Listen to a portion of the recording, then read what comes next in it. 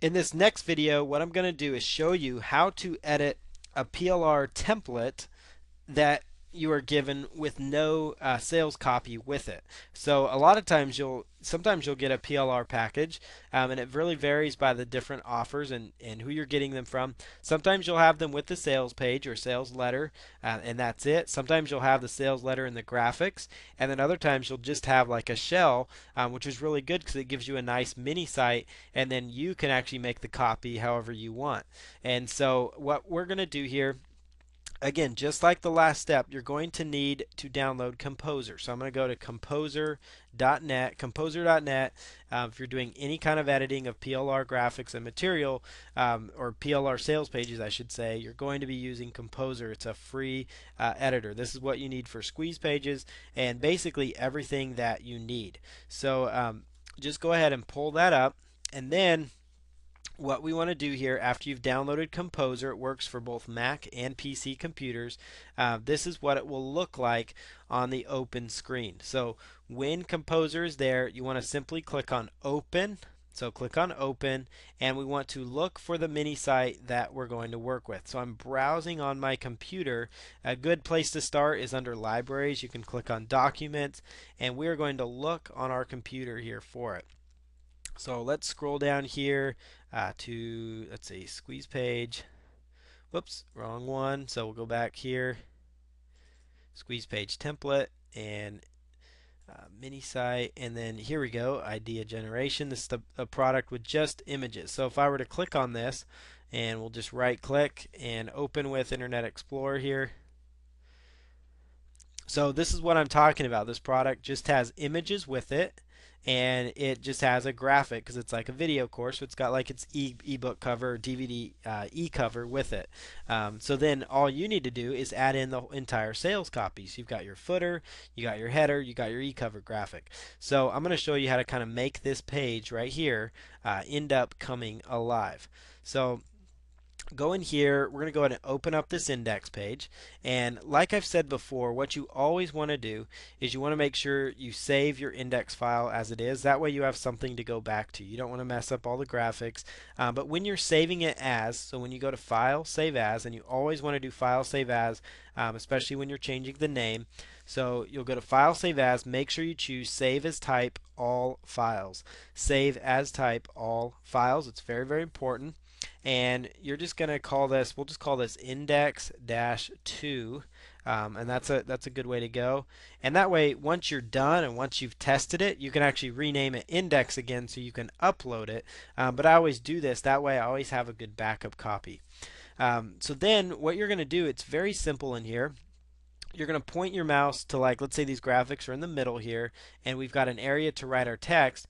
You're just going to double click on the DVD image here, and you can actually put in your text here. So I'm going to go ahead and type in like a headline. So discover how to instantly create profitable ideas on demand for your web ventures. That's actually not a bad headline for just thinking about it. So come in here. We'll just throw that in, discover how to instantly create profitable ideas on demand for your web ventures. And we're going to make that our headline. So you'll notice this isn't going to stand out as a headline. So all I'm going to do here is pretty much just type in some different areas here. But you obviously, with any kind of sales page, would start off with the catchy headline. Now, I'm not doing a copywriting course here. I'm doing a how-to, technical type course. So I'm just going to basically just discuss a few things with you on how to add in some elements.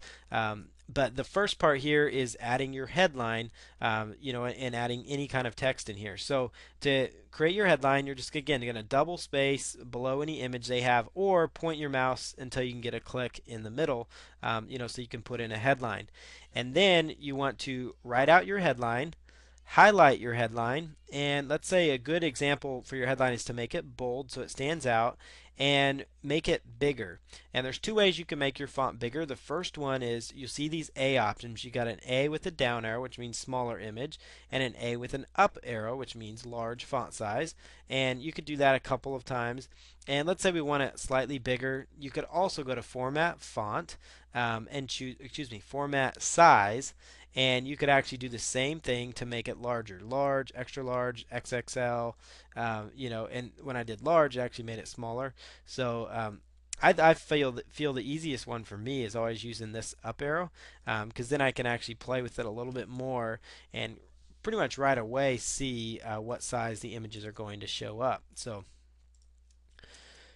all right, so now let's say that we want to add some spice to, maybe make this a nice color so it kind of jumps out.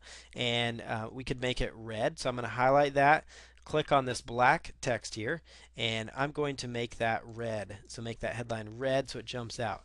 Now, if you look within here, I think that's good. Red's always a good option for a headline. Even within this brown, even though it doesn't fit the color scheme, it does really do a good job of standing out. You could play around with it though and think, okay, maybe orange or brown might stand out better, because that kind of goes with what we have. So let's choose brown here just to see how that looks. And that actually doesn't look half bad. So you could go with that. Again, you can highlight it, click on the choose color text option, choose color for text right up here. It's the first window here. Or again, format and then choose text color, and it brings up the same menu. So it's the same menu. You could even play around and go like with that orangish font if you wanted to, right up here. So right here, format, and I'm not really liking that one, so I'm going to go back to the brown color and we'll click on that. And that's how you can kind of format your headline within here. So, and then after you're done with your headline, just give it a couple spaces, and then I put your left arrow in so that you're off to the races to type in how you want. And now you can actually type in. You could also do a smaller sub headline, which is not a bad idea. So below your headline, you could do a sub headline, and to do that, what I would do is just do like an enter key, so there's a small space in there, and then I would right here it's going to open up like a new paragraph. Make it center just like the other part, so use your little center over key, and let's say let's see, ideas are the keys to success online, and let's say that's our sub headline. So highlight this, make it big but not as big. We can make it bold, italicized, and let's make it a black font. That's going to jump out at us. Ideas are the keys to success online. And so now we've got our headline, we've got a decent looking headline and a decent looking subheadline to work with. And that apostrophe or exclamation point wasn't working, so I just made that a period. And again, you can play around with it and see how it's going to look.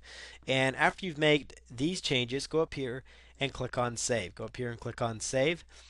And then we'll go on to other elements of editing a sales page when you just have the graphics to work with.